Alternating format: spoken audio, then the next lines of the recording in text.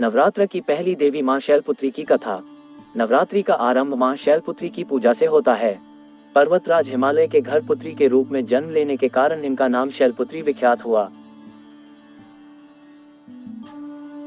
इनका वाहन वृषभ है, इसलिए यह देवी वृषारूढ़ा के नाम से भी जानी जाती है और इन्हें सती के नाम से भी बहुत से भक्त पूजते हैं। प्रजापति दक्ष ने एक बहुत बड़ा यज्ञ किया।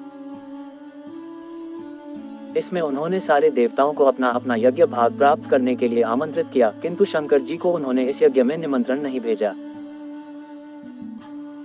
सती ने जब सुना कि उनके पिता एक अत्यंत विशाल यज्ञ का अनुष्ठान कर रहे हैं, तब वहां जाने के लिए उनका मन विकल हो उठा। अपनी यह इच्छा उन्होंने शंकर जी को बताई। सारी बातों पर विचार करने के बाद उन्होंने कहा, प्रजापति दक्ष किसी कारणवश हमसे रुष्ट हैं। अपने यज्ञ में उन्होंने सारे देवताओं को आमंत्रित किया है। उनके यज्ञ भाग भी उन्हें समर्पित किए हैं, किंतु हमें जानबूझकर नहीं बुलाया है। ऐसी स्थिति में तुम्हारा वहां जाना किसी प्रकार भी श्रेयस्कर नहीं होगा।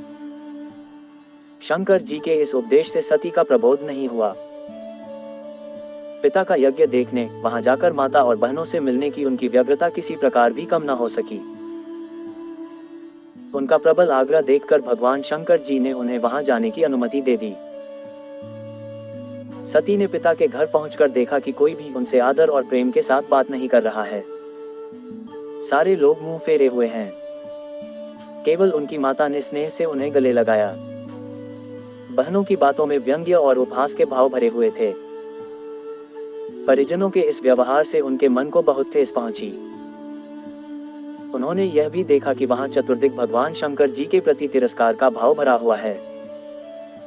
दक्ष ने उनके प्रति कुछ अपमानजनक वचन भी कहे। यह सब देखकर सती का मन क्षोभ और क्रोध से भर उठा।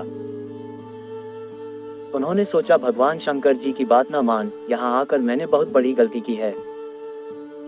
वे अपने पति भगवान शंकर के इस अपमान को सह न सकी। उन्होंने अपने उस रूप को तत्क्षण वहीं योगाग्नि द्वारा जलाकर भस्म कर दिया। वज्रपात के समान इस दुखद घटना को सुनकर शंकर जी ने क्रुद्ध हो अपने गणों को भेजकर दक्ष के उस यज्ञ का पुनर्तः विध्वंस करा दिया। सती ने योगाग्नि द्वारा अपने शरीर को भस्म कर अगले जन्म में शैलराज हिमालय की पुत्री के रूप में जन्म लिया। इस बार वे शैलपुत्री नाम से विख्यात हुई। पार्वती, हेमवती भी उन्हीं के नाम हैं।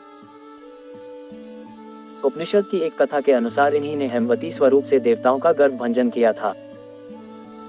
इसी तरह की कहानी और कथा सुनने के लिए हमारे YouTube चैनल BGS टाइम को सब्सक्राइब कर लें। धन्यवाद। जय श्री गणेश महाराज। जय महादेव। जय माता पार्वती। जय माता दुर्गा।